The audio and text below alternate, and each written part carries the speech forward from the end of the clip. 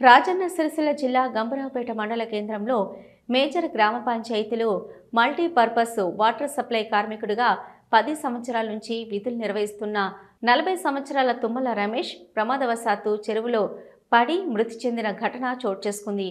మృతునికి భార్య లత, 2 కుమారులు సంజయ్, సందీప్ కలరు. వివరాల్లోకి వెళ్తే వెంకటాద్రి చెరువులో మంచినీళ్ల బావి మోటార్ చెడిపోవడంతో చెరువు చివరి మధ్యలో మంచినీళ్ల బావికి తిప్పపై మోటార్ తీసుకువెళ్తున్న క్రమంలో ప్రమాదవశాత్తు చెరువు నీటిలో పడి మృతి చెందగా గ్రామంలో విషాద ఛాయలు అలుముకున్నాయి. మృతుని కుటుంబ సభ్యులు, బంధువులు రోదనలు మిన్నంటాయి. మృతునికి నష్టపరిహారం చెల్లించాలని బంధువులు, కుటుంబ సభ్యులు చెరువు వద్ద మృతదేహంతో నిరసన తెలిపారు. సంబంధిత అధికారులు చేరుకుని మృతిని బాధిత కుటుంబానికి న్యాయం చేస్తామని తెలపడంతో కుటుంబ సభ్యులు, బంధువులు ఆందోళన విరమించారు. భార్య లత ఫిర్యాదు మేరకు నా భర్త చెరువులో ప్రమాదవశాత్తు మునిగి మృతి చెందాడా లేక విద్యుత్ షాక్తో మృతి చెందాడా అని దర్యాప్తులో పేర్కొంది. ఎస్ఐ అనిల్ కుమార్ కేసు నమోదు చేసి దర్యాప్తు చేపడతామని తెలిపారు. మనకు నల్లాలు వచ్చినప్పటి నుంచి బహుశా నాకు తెలిసి 1969లో హెచ్సి సరీన్ అనేట ఆయన ఇక్కడ నల్లాలు ప్రారంభించిపోయాడు 1969లో.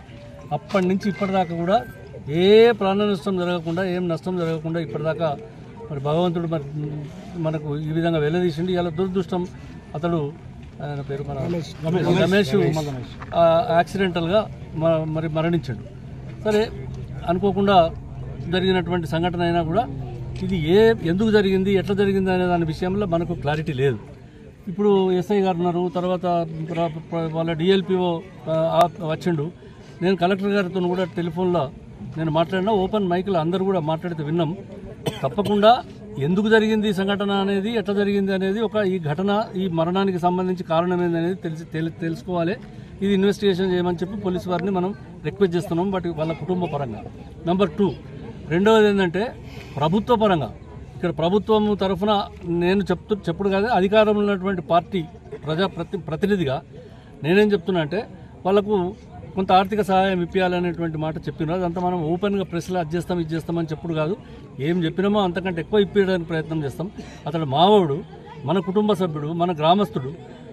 నిన్నటిదాకా మనకు మంచినీళ్ళు పోసినటువంటి వ్యక్తి, మనకు సేవలు అందించిన, ఇంటింటికి నీళ్లు తీసుకొచ్చి ఇచ్చినటువంటి వ్యక్తి ఆయన. కాబట్టి అతని కొరకు ఏ విధమైనటువంటి న్యాయం చేయాలి అనేది దానికి చేయడానికి సిద్ధంగా ఉన్నాం.